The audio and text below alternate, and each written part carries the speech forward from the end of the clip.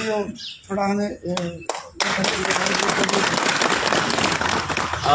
इस सांकेतिक प्रदर्शन में शामिल हुए घाट taxi operators union, Shoolini auto operators union के सारे सदस्य जो एक कॉल के ऊपर, सिर्फ एक कॉल के ऊपर अपने पदाधिकारियों के, अपने रिस्पेक्टिव यूनियंस के पदाधिकारियों की सिर्फ एक कॉल के ऊपर आज अपने व्यवसाय को छोड़कर, अपनी दिहाड़ी को छोड़कर, सब बातों को छोड़कर आज इस धरना प्रदर्शन में शामिल हुए हैं।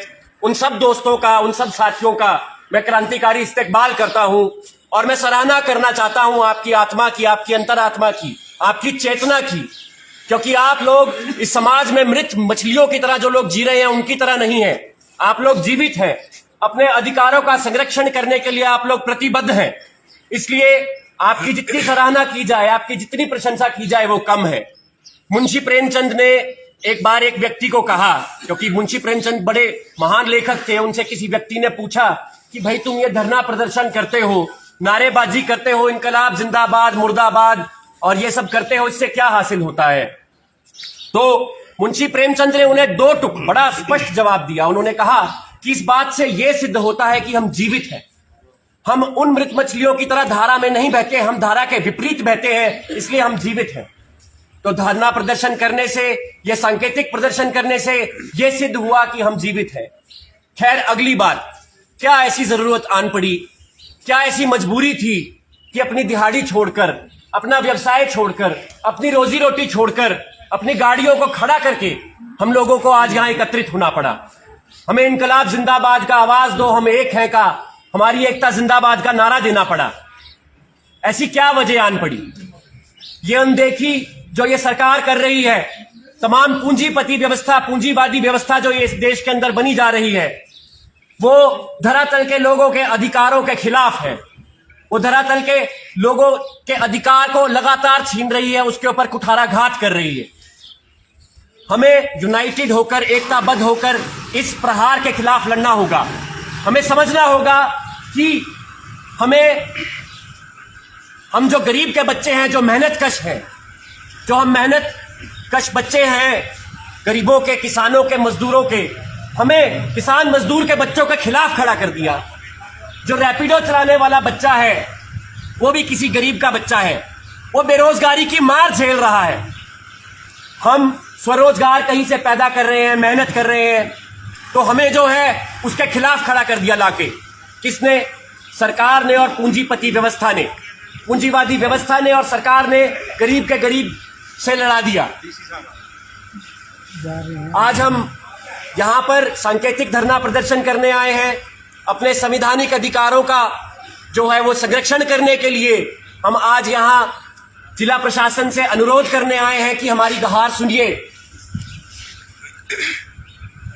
हम प्रशासन से अनुरोध करेंगे कि वो हमारी बात सुने, हमारी गुहार सुने बिना यहां से ना जाए, क्योंकि हम इसी सोलन शहर के नागरिक हैं, इसी देश के नागरिक हैं। इस संविधान ने हमें भी कुछ अधिकार दिए हैं, उस अधिकारों की रक्षा करने हेतु ही हम यहां आए हैं। हमें कोई शौक नहीं कि हम अपनी दिहाड़ियां तोड़कर, अपना व्यवसाय छोड़कर यहां पर आए। पीछे कुछ आरटीआई सूचना के अधिकार के माध्यम से हमने जानकारी प्राप्त करी, हमने केंद्र की सरकार पे ये आरटीआई लगाई और पता किया कि ये रैपिडो और ब्लाब्ला प्रकार की जो मोबाइल एप्लीकेशन चल रही हैं, इनकी कानूनी वैधता क्या है। हमें जवाब आया कि सारी की सारी राज्य सरकारों को यह दायित्व दे दिया गया है कि वो इससे संबंधित कानून बनाए।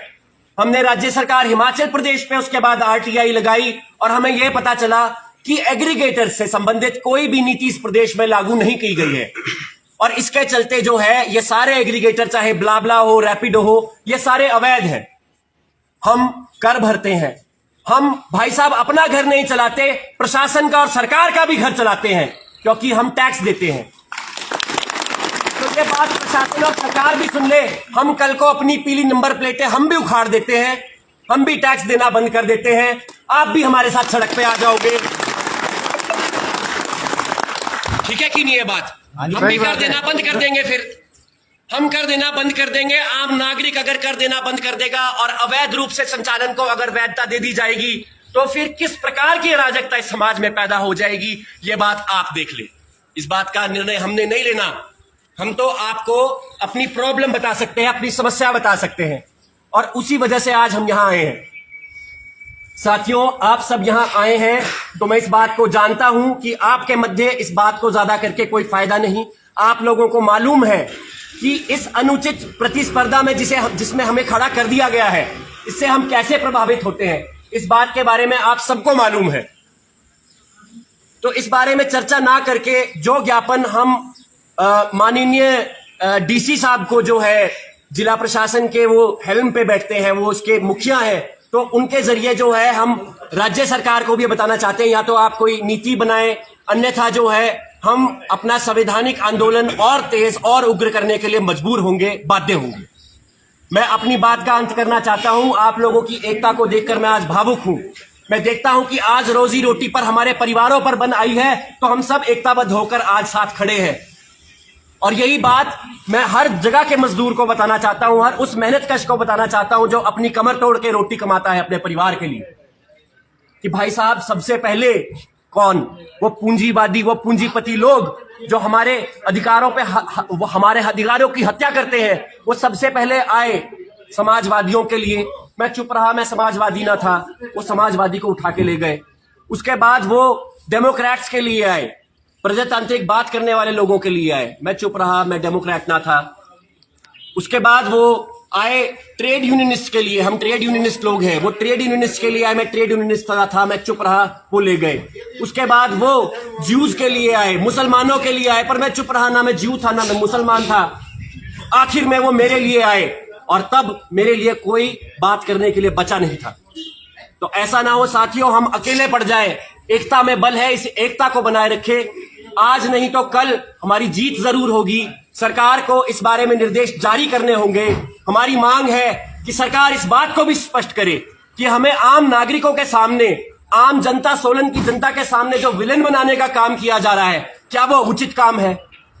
कई मीडिया चैनलों ने, प्रशासन ने और रैपिडो के जो चालक हैं, उन्होंने मिलकर इस बात को किया कि हमें विलेन बना दिया, हमें दोषी ठहरा दिया आम जनता के सामने। अगर भाई साहब हमारा कोई आदमी वर्दी नहीं पहनता, सब लेटिंग करता है, कोई भी उससे उल्लंघन कानूनी होता है, तो उसका बहुत मोटा चालान होता है। उससे ही भाई साहब प्रशासनिक अधिकारियों की तनख्वाह आती है। ठीक है कि नहीं है बात? तो ये कह देना कि रैपिडो वालों के चालान नहीं होंगे, ये कहां की सही बात है? ये कहां की सही बात है? ये अनुचित प्रतिस्पर्धा है।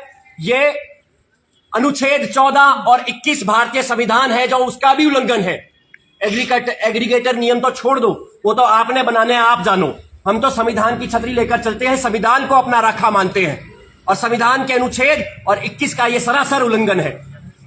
अब हम अपनी बात को आगे ज्यादा ना खींचते हुए एक नारा देंगे साथियों, इनकलाब जिंदाबाद, हमारी एकता जिंदाबाद, इनकलाब जिंदाबाद, जिला प्रशासन होश में आओ, जिला प्रशासन होश में आओ।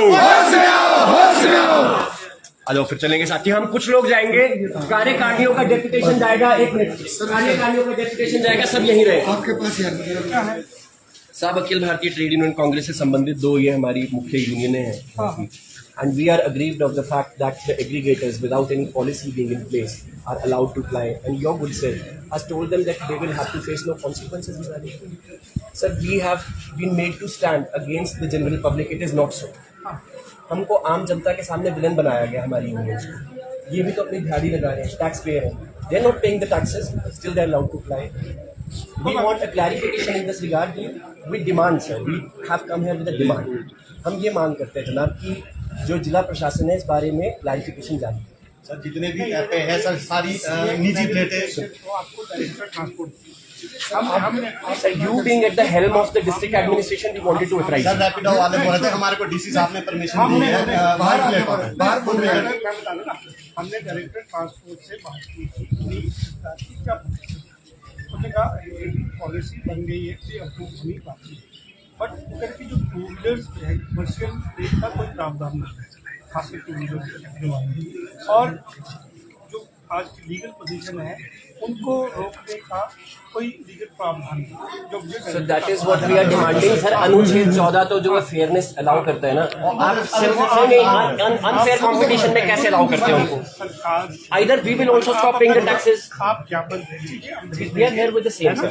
मुझे पता है कि अभी अभी आप टैग बसार देंगे सर, तो फोर व्हीलर के We have- आने वाले फोर अभी जो है sir we have put our heart to energy, हमने अपने पूरी जो दुविधा हमारे है पास उनको स्टॉप करने का प्रावधान जो उसके चलान वो ये कि प्राइवेट व्हीकल कमर्शियल के लिए कर रहे हैं टैक्सी वगैरह में तो ये लोग प्रिंट करती है।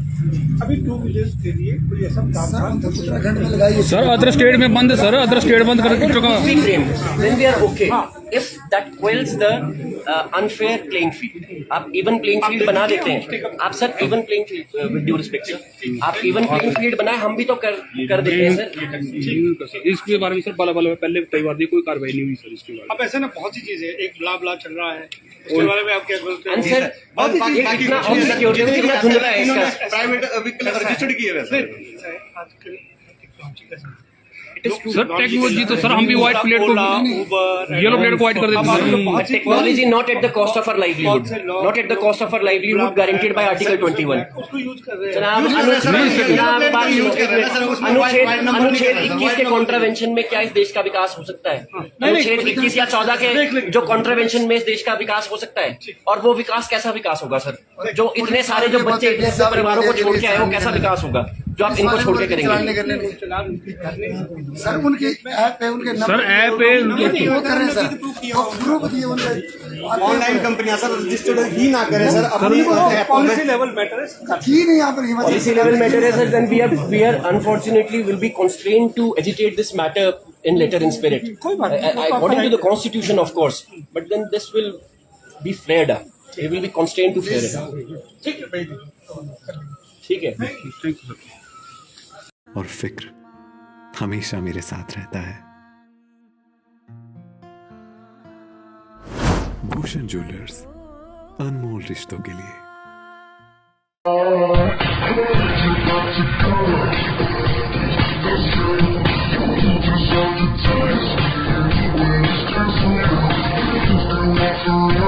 Just